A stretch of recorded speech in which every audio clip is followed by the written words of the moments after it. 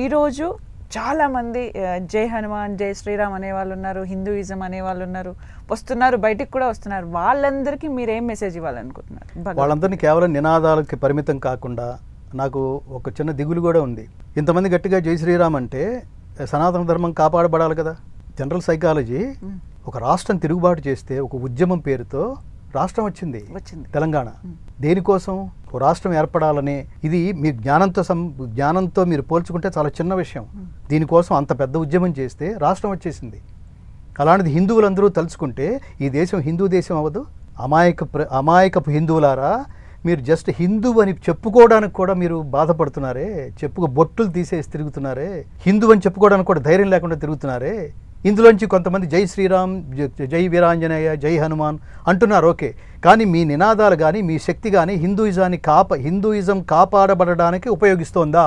ఉపయోగించేట్టయితే ఈ పాస్టర్లు ఎందుకని కన్వర్షన్ పేరుతో హ్యాపీగా చేసుకుని డబ్బు ముందు వాళ్ళకి ఇస్తున్న పేరుతో, తర్వాత దశమ భాగాల పేరుతో వాళ్ళకి ఇచ్చి దండుకుని ఏంటో సామ్రాజ్యాలు ఏంటి? కల్వరి టెంపుల్ ఏంటి? టెంపుల్ అని దేనికి ఉపయోగిస్తారు తల్లి? టెంపుల్ అని మనం ఉపయోగిస్తాం, చర్చ్ అని వాళ్ళు ఉపయోగిస్తారు, మసీద్ అని వీళ్ళు ఉపయోగిస్తారు. నువ్వేమిటి టెంపుల్ అని పెట్టేవి? ఎవరిని ఆకర్షించడానికి? టెంపుల్ ఎలా అవుతుంది?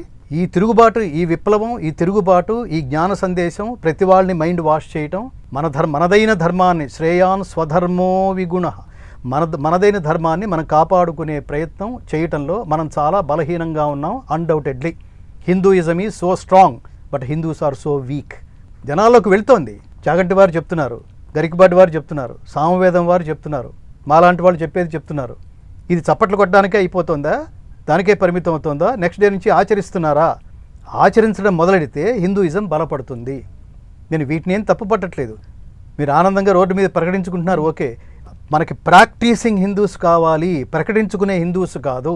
పట్టుచీర కట్టుకుని బొట్టు పెట్టుకుంది ఈవిడ హిందూ అన్నమాట అని అనుకుంటే సరిపోయిందా? హిందూగా ఏం చేస్తున్నావు నువ్వు? ఆడపిల్లలను కూడా చాలా కొంతమంది ఆడపిల్లలను చూస్తున్నా కూడా బాధేస్తుంది తల్లి. వీళ్ళే విష్ణు సహస్రనామం పారాయణలో కనిపిస్తారు, వీళ్ళే భగవద్గీత పారాయణలో కనిపిస్తారు, వీళ్ళే లలితా సహస్రనామం పారాయణలో కనిపిస్తారు, వీళ్ళే నెక్స్ట్ డే పబ్బుల్లో కనిపిస్తారు. వీళ్ళే అంటే వాళ్ళలో కొందరని, వీళ్ళందరూ అని కాదు. ఏమిటది? వీళ్ళే బూతులు మాట్లాడచ్చా? వీళ్ళే సిగరెట్లు కాల్ చేయొచ్చా? వీళ్ళే అసలు వీళ్ళకి లేని అలవాటు లేదంటూ కనిపించచ్చా? నేను బ్యాక్గ్రౌండ్స్ నేను అంటే ఉదాహరణలతో సహా మనకి సమయం లేదు, కానీ నేను చూసిన చాలా సంఘటనలు మనకు ఇందులో కూడా చూస్తున్నాం కదా. మొగుళ్ళతో అవుట్డోర్లు వెళ్తే మనకు వచ్చే ఆనందం ఏముంది? అందుకని ఆడవాళ్ళందరూ ఒక బ్యాచ్ తయారై దారిలో మందు కొట్టుకుంటూ వెళ్ళే సంఘటనలు చూస్తున్నాం. సనాతన ధర్మాన్ని నిలబెట్టవలసిన క్షేత్రం అది. పురుషుడు బీజమే, స్త్రీ క్షేత్రం పాడైతే సమాజం మొత్తానికి నష్టం. హిందూయిజం ఎలా బాగుపడుతుంది? నలుగురు బయటకు వచ్చి అరిస్తే సరిపోదు, చెప్పాలి, పిల్లలకి చెప్పాలి. నువ్వు చెప్పు. సర్వధర్మాన్ పరిత్యజ్య మాం ఏకం శరణం వ్రజ అహం త్వా సర్వ పాపేభ్యః మోక్షయిష్యామి మా శుచః. అంటే సమస్త కర్మ ఫలాల్ని పరమాత్ముడు వదిలేసాయి. ఏ పని చేసినా పద్మపత్రం ఇవాంభస అంటాడు. తామరాకును నీటి బిందువు అంటని రీతిగా ఈ పని చేసాం అంతే. సార్ నిన్న చేసిన పని సూపర్ సార్. ఏం పని అంటాడు వాడు. అంటే నిన్న చేసిన పని లోకార్పణ చేశాడు, ఇంకా దాంతో వీడికి సంబంధం లేదు. అలా ఉండాలి. కానీ నిన్న చేసిన పని ఎలా ఉంది, మనం చేసిన పని ఎలా ఉంది? అదృశ్యం కాదు, చెప్పట్లేదు నాకు. వీడు ఫీల్ అయిపోవటం, వీడే పని చేసి వీడే పబ్లిసిటీ చేసుకుని అలాంటి వాళ్ళు ఉన్నారు సమాజంలో. మహాత్ములు కొంతమంది, జేడి లక్ష్మీనారాయణ, అట్లాగే నాగమారుతి శర్మ గారు, జీవితంలో నో లంచం. ఎందుకని లంచం? బోడంత డబ్బు వస్తుంది కదా అంటే. లంచం అనేది అధర్మం కదా, అధర్మం పాటిస్తే మనిషి చచ్చిపోయినట్టే కదా అన్నారు వాళ్ళు. ఆ మాట ఎవరికి వర్తించాలి? లంచం తీసుకునే ప్రతి వాడికి లంచం తీసుకున్నావంటే నువ్వు చచ్చిపోయినట్టే అంతే. ఎందుకంటే లంచం ఇచ్చేవాడు మీరు 10 కాలాల పాటు లంచం తీసుకుంటూ హ్యాపీగా ఉండాలి సార్ అని ఎవడన్నా అనుకుంటూ ఇస్తాడా? వీడు లంచం తీసి సర్వనాశనం అయిపోవాలి వీడు సార్ అని ఇస్తాడు. వీడి సంకల్పం అది, అక్రమార్జన. అసలు ఈ థాట్ కూడా ఉండదు. మీకు అవసరం వస్తే నా జేబులోంచి తీసి ఖర్చు పెట్టాలనే ఐడియాలజీ ఏదైతే ఉందో అది బుర్రలోంచి పోతుంది. చాలా అల్పమైన, చాలా చిన్న విషయాలు తల్లి. వాడెవడో మిస్డ్ కాల్ ఇస్తాడు చూడండి, అంటే వాడికి ఏదో రూపాయి సేవ్ అవ్వాలి, అవసరం వాడిదే. అంటే మనం చూసి ఓ మిస్డ్ కాల్ ఉందని మనం చేయాలన్నమాట. ఏవి లీస్టెస్ట్ థాట్స్ ఇవి. సో మొత్తానికి భగవద్గీతని కేవలం చదవడమే కాదు, ఆచరణలో పెట్టుకుంటూ ముందుకెళ్ళాలి.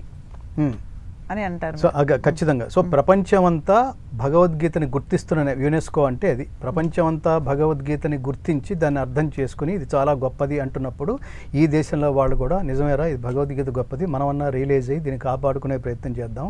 భగవద్గీత కాపాడుకోవడం అంటే చదవడమే, భగవద్గీత కాపాడుకోవడం అంటే అర్థం చేసుకోవడమే, భగవద్గీతను కాపాడుకోవడం అంటే ఆచరించటమే, భగవద్గీతను కాపాడుకోవడం అంటే ప్రచారం చేయడం కూడా, భగవద్గీతను కాపాడుకోవడం అంటే దాన్ని ఎవడన్నా ఏమన్నా మాట్లాడితే వెంటనే రోడ్డు మీదకి వచ్చి ఉద్యమించి వాడికి తగిన బుద్ధి చెప్పేట్టు. ఫస్ట్ లెవెల్లో ఎడ్యుకేట్ చేయాలి, సెకండ్ లెవెల్లో ఉపేక్షించరాదు. సో అందరినీ సమానంగా చూసే ఈ దేశపు ఔన్నత్యాన్ని మిగతా వాళ్ళందరూ గుర్తించాలి. మతం మార్చడం అంటే తల్లిని మార్చినట్టు తల్లి, మతం మారడం అంటే తల్లిని మార్చినట్టు. తల్లిని ఎవరైనా మారుస్తాడా? తల్లిని మార్చమని చెప్పేవాడు, తల్లిని మార్చేవాడు ఇద్దరు కిరాతకులే. ఆ థాటే కిరాతకమైంది. ఇందులో ఏదో జరగదు, అందులో ఏదో జరుగుతుంది అని వాడంతటా వాడు పోయినవాడు ఓకే. ఈ డబ్బులు ఎర్ర చూపించడం ఏంటి తల్లి? నేను సమాజంలో ఒక వర్గం డైరెక్ట్గానే చాలా గట్టిగా పోరాడుతోంది. వాళ్ళకి నా హృదయపూర్వక అభినందనలు. కొంతమంది లలిత్ కుమార్ కానీ, కరుణాకర్ సుగ్గున, అలాగే రాధా మనోహర్ దాస్ గారు. సో వీళ్ళందరూ వాళ్ళు చేసే ప్రయత్నం వాళ్ళు చేస్తున్నారు. కానీ అందరూ రియలైజ్ అవ్వండి, మీదైన భారతదేశం ఎంత గొప్పదంటే కంటికి కనిపించని మానవుడు కూడా వాడు సుఖంగా, భద్రంగా, వాడు క్షేమంగా ఉండాలని కాంక్షిస్తూ సర్వే జనాః సుఖినో భవంతు అని ప్రార్థించిన దేశం, ఆశీర్వదించిన దేశం. ఈ దేశం ఔన్నత్యాన్ని గుర్తించండిరా మిగతా బడుద్దాయిలు. చావా సినిమా ఒకటి వచ్చినప్పుడు అందరు కూడా చాలా ఫీల్ అయ్యారు. ఇలాంటి ఒక అద్భుత భాండాగారాన్ని అందరి దగ్గరికి వెళ్ళాలని మనం కూడా మనస్ఫూర్తిగా కోరుకుందాం. మీరు చేస్తూ ఉన్నారు, అది అలాగే కొనసాగాలని, ఆ మార్పు కనిపించాలని, ఇంకా మంచి మార్పు రావాలని మనస్ఫూర్తిగా కోరుకుంటున్నాం. థ్యాంక్ యూ సో మచ్, మీ టైంని కేటాయించి చాలా చక్కటి విషయాలు తెలియజేసినందుకు థ్యాంక్ యూ సో మచ్. చాలా చాలా చాలా కృతజ్ఞతలు సుమిత్ర. యత్ర యోగేశ్వర కృష్ణో యత్ర పార్థో ధనుర్ధరః తత్ర శ్రీర్విజయో భూతిః ధ్రువానీతిర్మతిర్మమ. జై శ్రీరామ్, జై శ్రీకృష్ణ. భారత్ మాతా కీ జై. జై.